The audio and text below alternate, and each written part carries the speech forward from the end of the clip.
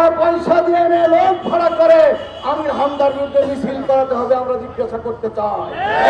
তাহলে কি আপনার রাজনৈতিক ময়দানকে উত্তপ্ত করতে চান? এই ভোটের মাঠকে কি আপনারা উত্তপ্ত করে ফায়দা হাসিল করতে চান? আপনাদের সে ঘুরে বালি মানুষ তা হতে দেবে না, জনগণ আপনাদের আশা পূরণ হতে দেবে না।